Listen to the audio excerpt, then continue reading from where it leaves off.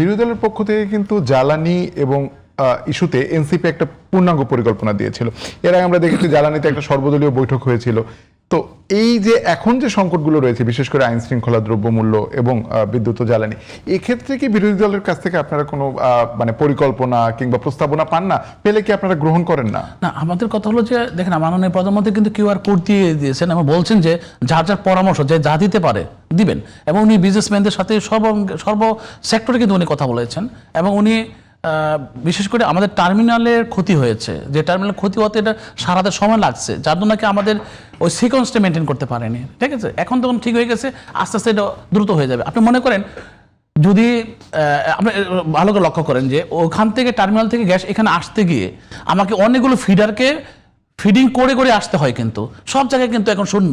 কাজে gas push করতে করতে আস্তে আস্তে সেটা যে যতটুকু সময় লাগে ততটুকু কিন্তু ফিল আপ করে কিন্তু আস্তে আস্তে সিকোয়েন্স এটা চলে আসবে এবং কারেন্টলি চলবে।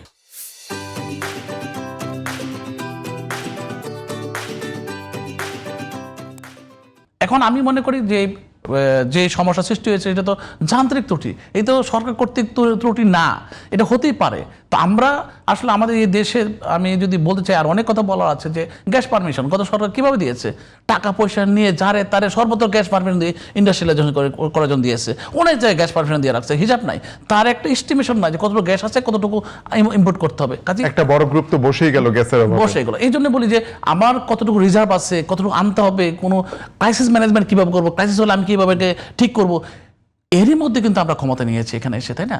তারা অবৈধভাবে প্রচুর গ্যাস কানেকশন দিয়েছে এবং ওইটা উত্তরাধিকার সূত্রে জানি। বলছি যে এখন আসলে বিরোধী দল যদি কোনো ইতিবাচক পরিকল্পনা দেয়, সেটা নেয়ার মানসিকতা সরকারের আছে। আমরা তো অলরেডি আহ্বান করেছি এবং মাননীয় প্রধানমন্ত্রী অলরেডি বলেছেন যে আমি চ্যালেঞ্জ করছি, আপনারা দেন আমাকে, আমি পর্যালোচনা করবো, বসবো আপনাদের সাথে, যদি আপনাদের প্রস্তাবটা বেটার হয় আমরা গ্রহণ করবো। মাননীয় প্রধানমন্ত্রী এত সুন্দরভাবে এগুলো করছেন যেটা বলার মতো না, কিন্তু ওনার কিন্তু প্রত্যেকটা জায়গায় কিন্তু বিরোধী দলের যে নেতা আছেন ডক্টর শফি সাহেব অনেক মূল্যায়ন করেন, উনিও মূল্যায়ন করেন, এবং দেশনেত্রী বেগম খালেদা জিয়া ওনাদেরকে কিন্তু ওনাদের যে আগে যে নেতা আছেন যারা শহীদ হয়ে যাদেরকে ফাঁসিতে ঝোলানো হয়েছে, আমার দল কিন্তু সবার আগে বলেছে যে এই কোর্ট হাসিনার কোর্ট, এটা আন্তর্জাতিক কোর্ট না, বা এটাতে আমি একমত যে এই কোর্টের রায় কখনো সুফল আনতে পারে না এবং আসামি না বা একটা সুষ্ঠু দ্বারা একটা বিচার হতে পারে না, এটা আমরা এখনো বলি। আমার কথা হলো এটা নিয়ে কোনো দ্বিমত নাই, কারণ আমার কথা হলো যে আমরা দেশের উন্নয়নের জন্য কাজ করছি, ওনারও সমালোচনা করুক, দেশ অনুযায়ী আমাদের সাথে আসুক, আমরা তো একই প্ল্যাটফর্মে আছি। এই মুহূর্তে যদি আমাদের এই পার্লামেন্ট ব্যর্থ হয়, তাহলে পার্লামেন্ট চালানোর লোকটাকে ব্যর্থ হলে আমি হব, ব্যর্থ হলে বিরোধী দলও হবে। মাননীয় প্রধানমন্ত্রী বলেছেন আমি ব্যর্থ হলে শুধু আমি একা না, আপনারও, কারণ আপনারা আমার কাছে আদায় করতে পারেননি, তাই না? এইরকম প্রধানমন্ত্রী আপনি পাবেন কোথায়? এটা মনে রাখতে হবে যে আসলে বিরোধিতার জন্য যে বিরোধিতা করা, বিরোধী দলের করা, আমি মনে করি ওনারা সেটা করছেন না। ওনারা যে কথাগুলো বলছেন ওদের বাক স্বাধীনতা আছে। যেন নাসিরউদ্দিন পাটোয়ারি আমাদের আব্বাস ভাইকে কিরকম গালিগালাজ করেছেন, কেউ তারেক রহমান সাহেব মাননীয় প্রধানমন্ত্রীকে গালিগালাজ করেছেন, একটা মামলা হয়েছে, একটা কোনো গালি দেওয়া হয়েছে, তাকে পাল্টা দেওয়া হয়নি।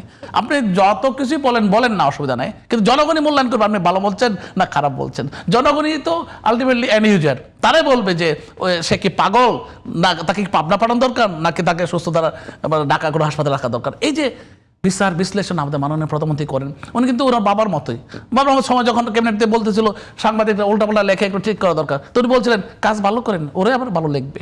তা উনার মাননীয় প্রধানমন্ত্রী যে এই উদার মানসিকতা, উদার গণতান্ত্রিক প্রক্রিয়া উনি দেশ শাসন করছেন, এতে করে কিন্তু সবাই খুশি। এই সচিব বলে আসা যাওয়া সমস্ত কিছু মিলে মানুষের সাথে মিলেমিশে চলা, ওনার একটা চিন্তাই একটা মানবিক এবং উন্নত বাংলাদেশ গড়ে তোলা।